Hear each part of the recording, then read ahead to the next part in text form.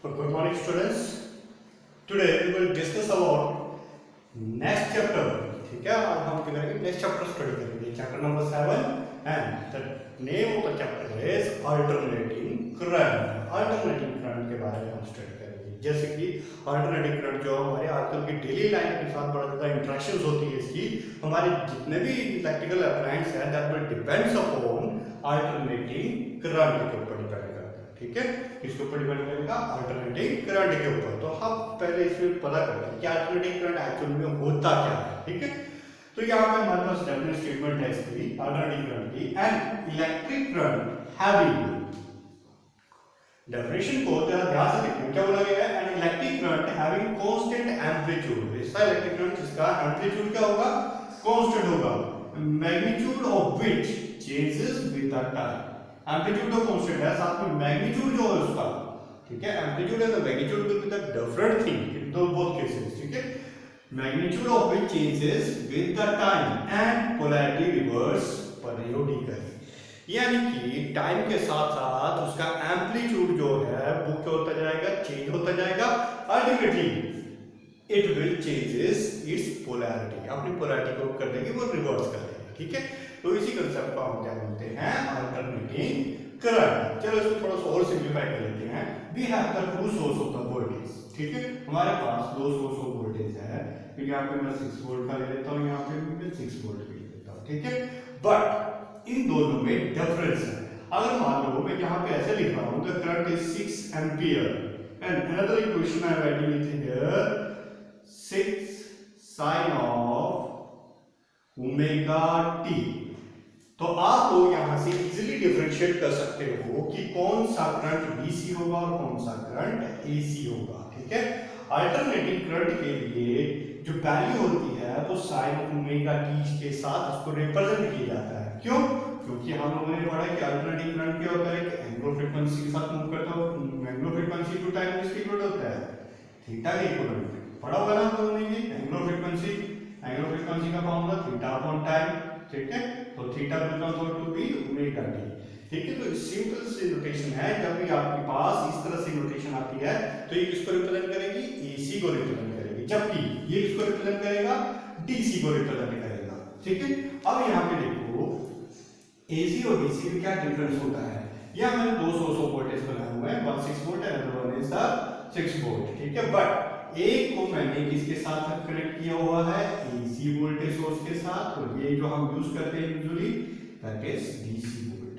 DC volt में क्या होता है कि आपका करंट जो है एक ही डायरेक्शन के अलोंग मूव करता है. ठीक है, यानी कि पॉजिटिव से चला और नेगेटिव में जाके इसका एंड हुआ. ठीक है, but in case of AC, AC के केस में ऐसा नहीं होता है. क्या होगा? अगर मान लो यहाँ पे मैंने इसको पॉजिटिव मानता हूँ और यहाँ पे इसको नेगेटिव मानता हूँ, तो क्या होगा? करंट पहले इस डायरेक्शन में जाएगा, फिर इस डायरेक्शन में यहाँ से होता हुआ इस तरफ आएगा. लेकिन जब ये अपना हाफ साइकिल कंप्लीट करेगा तो इसकी पोलैरिटी जो वो चेंज हो जाएगी. अब यहाँ पे नेगेटिव आ जाएगा और यहाँ पे पॉजिटिव हो जाएगा. तो यहाँ पे क्या होगा कि करंट की डायरेक्शन भी इसमें क्या हो जाएगी? रिवर्स हो जाएगी. अब करंट जो है इसकी अपोजिट डायरेक्शन में मूव करना लग पड़ेगा. ठीक है, that is a particular difference between the AC and DC. अगर आप इसको ग्राफिकली रिप्रेजेंट कर देते हैं तो ग्राफिकली हम इसको इस तरह से शो कर सकते हैं. For the DC voltage source, DC की जो अमाउंट है उसको हम एक ही डायरेक्शन की तरफ रखते हैं. ठीक है, यानी कि जब इसको कांस्टेंट डीसी के लिए हम इसको इस तरीके से बना सकते हैं. This one is for the constant value. ठीक है, जब कांस्टेंट डीसी करंट इसमें फ्लो कर रहा है तो ये ग्राफ वाई एक्सिस ग्राफ जो है वो किसको रिप्रेजेंट करेगा? या तो करंट को रिप्रेजेंट करेगा या तो वोल्टेज को रिप्रेजेंट करेगा. और ये रिप्रेजेंट करेगा टाइम को. यानी टाइम के रिस्पेक्ट में इसके एम्पलीट्यूड में मैग्नीट्यूड में कोई भी चेंज नहीं आ रहा है. यानी कि अपनी डायरेक्शन को नेगेटिव साइड नहीं लेके जा रहा है.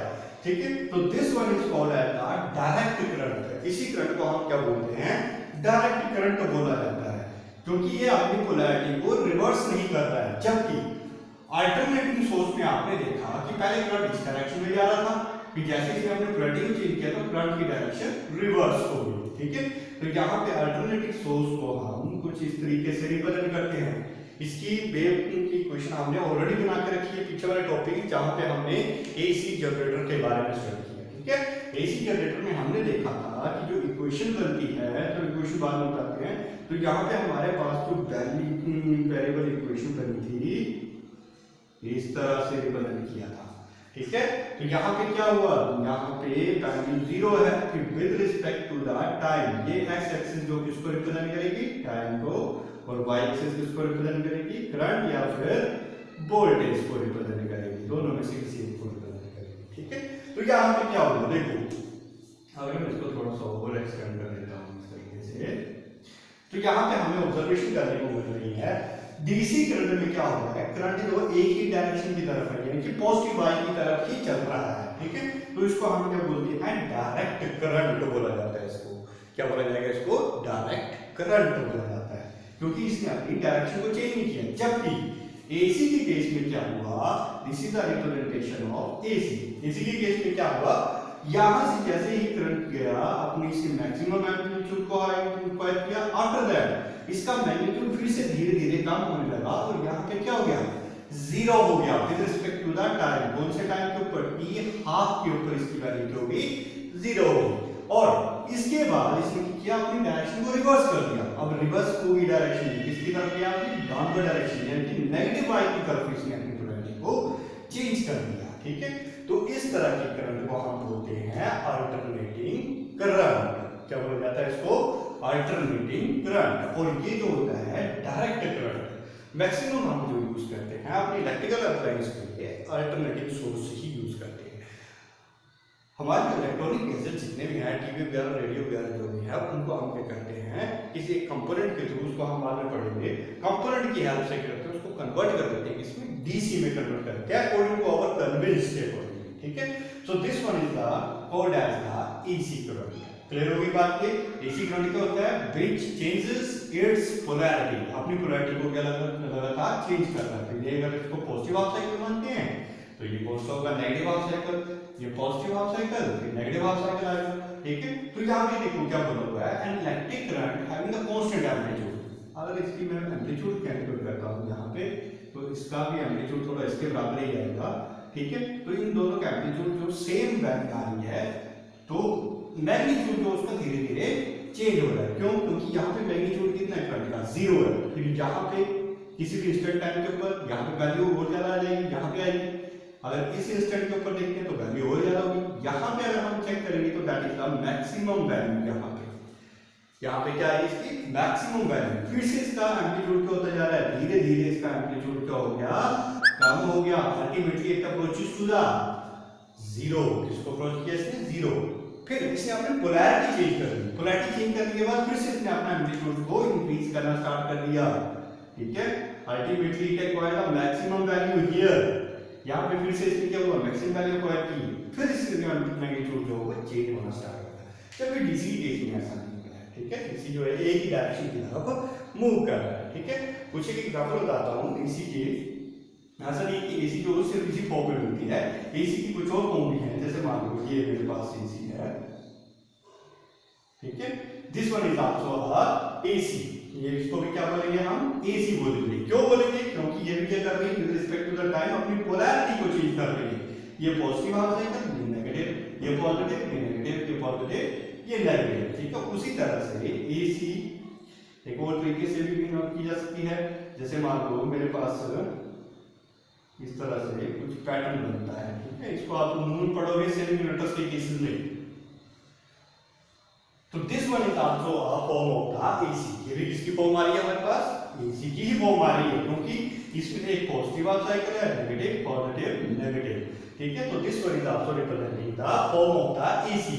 तो एसी को हम इस तरीके से भी रिप्रेजेंट कर सकते हैं, इस तरीके से भी, इस तरीके से भी रिप्रेजेंट कर सकते हैं, ठीक है। तो ये हमारी एसी होती है। इस तरीके से हम इनको एसी को रिप्रेजेंट करते हैं। जबकि this one is the DC, direct current, ठीक है। और यहाँ पे इस तरह कंफ्यूज नहीं होना है कि डायरेक्ट करंट की फॉर्म सिर्फ यही होती है, कांस्टेंट रहेगी, नहीं। डायरेक्ट करंट आपका कुछ इस तरीके से भी हो सकता है। ये भी फॉर्म आपकी डायरेक्ट करंट की है, इसको हम आगे पढ़ेंगे आने वाले चैप्टर्स में, ठीक है। तो देखो इसमें भी पोलैरिटी तो चेंज नहीं हुआ, क्योंकि सारी वैल्यू तो पॉजिटिव रही, ठीक है। This one is called the variable DC. इसको क्या बोला जाता है, वेरिएबल डीसी, इस वक्त था कांस्टेंट डीसी। क्लियर हुई बात आपकी, but is the DC source, but is the AC, ठीक है। और एसी और डीसी में क्या डिफरेंस होता है, ठीक है। एसी में क्या होता है, हर टाइम इसकी पोलैरिटी जो है वो चेंज होती रहेगी, जबकि डीसी के केस में क्या होता है, पोलैरिटी जो है वो चेंज नहीं होती है, ठीक है। तो these are the form of the alternating source and this one is called the alternating current। एक बार फिर से रिपीट करवाता हूँ, alternating current की डेफिनेशन जो होती है वो क्या होती है, an electric current having constant amplitude, amplitude क्या रहेगा, constant रहेगा, जरूरी नहीं है कि constant भी रहे, ठीक है। यहाँ पे हम अगर इस तरह से AC को देखते हैं, अगर हम इस AC को देखते हैं तो this one is the variable AC, ये कैसी है, variable AC, does not have the constant amplitude, ठीक है। तो यहां पे हमने सिंपली इसको रिप्रेजेंट किया हुआ है, constant amplitude magnitude of which, और मैग्नीट्यूड क्या हो रहा है इसका, लगातार चेंज हो रहा है, किसके रिस्पेक्ट में, टाइम के रिस्पेक्ट में। यहां पे टाइम 0 था, धीरे-धीरे टाइम इंक्रीज किया तो उसके अकॉर्डिंगली ये अपनी मैग्नीट्यूड को चेंज कर रहे हैं। And polarity reverse periodically, periodically क्या हो रहा है, इसकी पोलैरिटी रिवर्स हो रही है, यानी कि फर्स्ट हाफ साइकिल में इसकी पोलैरिटी इस तरफ थी पॉजिटिव, दूसरे हाफ साइकिल में फिर से नेगेटिव, फिर से चलिए पॉजिटिव हाफ साइकिल आ गया, ठीक है। तो this is all about the alternating current, इसी चीज को हम क्या बोलते हैं, अल्टरनेटिंग करंट बोला जाता है, ठीक है। अब आ जाते हैं हम इसकी इक्वेशन के ऊपर, ठीक है। अल्टरनेटिंग करंट की इक्वेशन क्या होती है, देखो अगर इक्वेशन की बात करते हैं तो लास्ट टाइम हम लोगों ने एक अल्टरनेटिंग एसी जनरेटर के बारे में पढ़ा था, तो उस टाइम हमने थ्योरी में इक्वेशन बनाई थी, ठीक है। तो उस इक्वेशन में फार्मूला बना था हमारे पास E is equal to E naught sine of omega T, कुछ इस तरह से फार्मूला बनाया था हम लोगों ने। This represent the voltage source of AC, क्यों, क्योंकि यहाँ पे हमारे पास साइन ऑफ ओमेगा टी है, और ओमेगा टी किस चीज को रिप्रेजेंट करता है, वेरिएबल वैल्यू को रिप्रेजेंट करता है, ठीक है। अल्टरनेटिव क्योंकि साइन की वैल्यू जो है वो वेरी करती है, कहां से, negative to positive, plus minus 1 में ये वेरी करती है, ठीक है। तो इसी को हम क्या बोलते हैं, alternative source of the voltage, voltage source से हम इसको रिप्रेजेंट करेंगे, ठीक है। तो ये आ गई इक्वेशन, तो ये बनती है इसकी इक्वेशन। और हम लोगों ने ये भी पढ़ा कि कैसे बनता है, जीरो पे इसकी वैल्यू कितनी होती है, फ्लक्स की ओवर जीरो, ठीक है। जीरो पे ईएमएफ कितना होता है, फ्लक्स 90 डिग्री 0 डिग्री पे होगा, तो 0 डिग्री पे इसकी ईएमएफ की वैल्यू कितनी होती है, 0 होती है।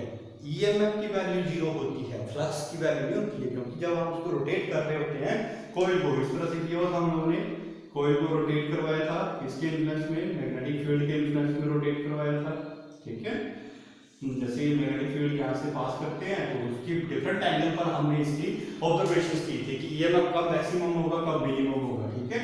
तो ये था हमारे पास 0 डिग्री के एंगल पर, और ये था हमारे पास 90 डिग्री के एंगल पर, ये था हमारे पास 270 डिग्री के एंगल पर, this one is the 180 degree angle and this one is the 270 degree, this one is the 360 degree angle पर। तो 90 डिग्री के एंगल पर ये वैल्यू मैक्सिमम आ रही थी, ठीक है, +1, यानी इसको हमने यहाँ पे किससे रिप्रेजेंट किया था, E नॉट। तो E नॉट हमारे पास किसको रिप्रेजेंट करेगा, ये बताता है मैक्सिमम एम्पलीट्यूड को बताएगा, किसको बताएगा, मैक्सिमम एम्पलीट्यूड को बताता है, यहाँ पे इस केस में मैक्सिमम वोल्टेज को बताता है, ठीक है। उसी तरह से फिर जब 180 पे पहुंचेगा तो ईएमएफ फिर से इसका 0 हो जाएगा, लेकिन 270 पर पहुंचेगा तो इसका मैक्सिमम फिर से कितनी आएगी, मैक्सिमम किसने, नेगेटिव ऑफ ई नॉट, ठीक है। क्योंकि 270 पे साइन की वैल्यू क्या होती है, नेगेटिव होती है, तो ये नेगेटिव में हम इसकी वैल्यू को रिप्रेजेंट कर रहा है, ठीक है। तो इस इक्वेशन को हम बोलते हैं साइनसोइडल इक्वेशन। ये जो वेव मैंने ड्रॉ की है, ये कौन सी वेव होती है, इसको हम बोलते हैं साइनसोइडल वेव, ठीक है। तो ये जो इक्वेशन बनती है that is also a sinusoidal equation, ठीक है। तो इस तरह से हम इसकी वोल्टेज सोर्स को रिप्रेजेंट कर सकते हैं। और इसी तरह से हम इस ईएमएफ को डिवाइड कर देते हैं the resistance in that circuit, उस सर्किट के रेजिस्टेंस के साथ हम डिवाइड कर देते हैं। तो आप यहां पे पाओगे E naught upon R sin of omega t. तो E upon R voltage upon current है according to the Ohm's law, Ohm's law पढ़ा होगा हम लोगों ने, वोल्टेज अपॉन रेजिस्टेंस किसके इक्विवेलेंट होता है, I के इक्विवेलेंट, और ये बन जाएगा I not sin of omega T, ठीक है। तो this is the current flow in the circuit, AC circuit में जो करंट आपका फ्लो करेगा, तो इसको भी रिप्रेजेंट करना हो तो इस तरीके से रिप्रेजेंट कर सकते हैं, ठीक है। तो यहाँ पे इस वैल्यू पे वैल्यू मैक्सिमम आएगी, ये आई करंट को बताएगा, ठीक है, ये टाइम को बता रहा है। तो देखो आई यहाँ पे आई नॉट मैक्सिमम आ रहा है और यहाँ पे आई नॉट नेगेटिव, फिर वही बात है, ठीक है। तो इस तरीके से हम एसी की वैल्यूज को रिप्रेजेंट कर सकते हैं, ठीक है। तो ये हमारे पास एसी इक्वेशन बनी, करंट जो फ्लो करेगा एसी सर्किट में, उसके लिए करंट की इक्वेशन क्या बनी, I equal to I naught sine of omega T, where I naught represent the maximum value of the current, maximum amplitude या फिर maximum value of the current. उसी तरह से वोल्टेज सोर्स की अगर हम बात करते हैं साइनसॉइडल वेव के लिए, तो E is equal to E naught sine of omega T की इक्विवेलेंट बन जाता है, फिर वही बात है, ठीक है। तो इस थिंग को हम बोलते हैं अल्टरनेटिंग करंट सोर्स। अच्छा, ये जो इक्वेशन हम लोगों ने ड्रॉ की हुई है, इस इक्वेशन को हम बोलते हैं साइन वेव इक्वेशन। क्या बोला जाता है इसको, साइन वेव इक्वेशन। उसी तरह से हमारे पास एक कोसाइन वेव इक्वेशन भी होती है, ठीक है। तो उसको देखो हम थोड़ा सा इंट्रोडक्शन ले लेते हैं। E is equal to E naught sine of omega T plus of phi, where phi represent the angle of the coil at that instant. उस टाइम पे इंस्टेंट पे एंगल कितना होगा, तो इसको हम इस तरीके से लिख देते हैं E naught cos of omega T, ठीक है, क्योंकि theta plus sine of omega T plus theta, ये 90 डिग्री माइनस ऑफ थीटा इसके इक्वल होता है cos के इक्वल होता है, ठीक है। तो इसको हम इस तरीके से रिप्रेजेंट करते हैं। लेकिन जब इसकी वेव को हम यहाँ पे स्टडी करेंगे, ड्रॉ करेंगे, तो ये वेव इस तरीके से बनती है। अब ऐसा क्यों, आप बोलोगे कि सर यहाँ पे तो वेव जो है जीरो से स्टार्ट होगी, जबकि यहाँ पे वेव जो वो कहाँ से स्टार्ट हो रही है, हायर वैल्यू से स्टार्ट हो रही है। ऐसा क्यों होता है, देखो हमारे पास जब मैं साइन वेव की इक्वेशन को कंसीडर कर रहा हूँ, तो साइन में थीटा जो है 0 डिग्री मान लेता हूँ, तो साइन 0 डिग्री की वैल्यू कितनी होती है, 0, तो ये मैं यहाँ पे 0 होता है, ठीक है।